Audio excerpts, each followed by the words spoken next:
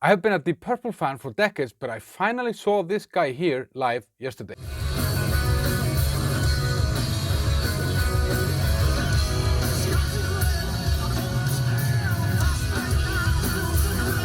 So this is legendary Glenn Hughes. He is touring the Burn material and Stormbringer and Come Taste, the band that he did with Deep Purple back in the 70s.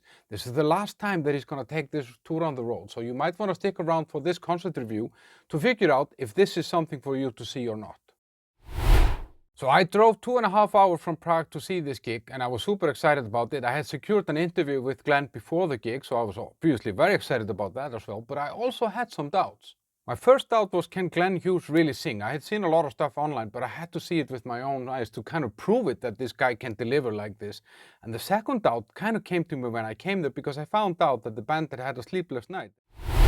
So the venue is in Brno in the Czech Republic, super nice venue, and we got to hang around with the band before the gig, and that was super nice. And I spoke a lot with the manager, or Glenn's manager, and he was a super nice guy, super friendly, shared with me a lot of really interesting stuff from the industry and stuff like that.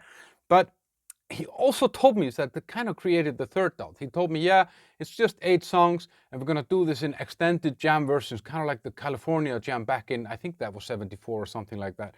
And I was like, shit, I fucking hate jams. So I finally meet Glenn, who was visibly tired, and he told me what had happened. Yeah, we were about to leave last night, and the trailer, one of the wheels broke, and we had to sit and wait, and then realized we had to leave the trailer, get some of the equipment on the bus, and we came here. So after all this, I was sure that this was going to be an awful night. He probably wouldn't be able to sing, they would be tired, the jams would be very long, and this was not going to be a great night. The first song on the setlist was Stormbringer, and what I noticed immediately was how great the sound was, both in the venue but the band as well. Super loud, super tight, but still clarity, and it felt like an upgraded versions of those songs somehow. And the band that he has is really, really good. He's got Søren Andersson, a Danish guy, on guitars. He's got Ash Sheehan on drums and Bob Fritzstemmer on keyboards. The cherry on top was Glenn himself. This energy that he brought was top notch. You know, he did not look like a 73-year-old guy that had spent the night attending to some broken trailer on the highway. He just somehow switched it on, and he could still sing. And not just sing, he just kind of knocks it out of the park, as you can hear. I gotta let you go. I gotta let you go. And I had asked him in the interview before how he actually does that, and he came with an answer that I just didn't see coming somehow. The biggest thing for me is no fear. Okay. You may see some singers or musicians that are riddled with fear, and it stops them from being in the moment.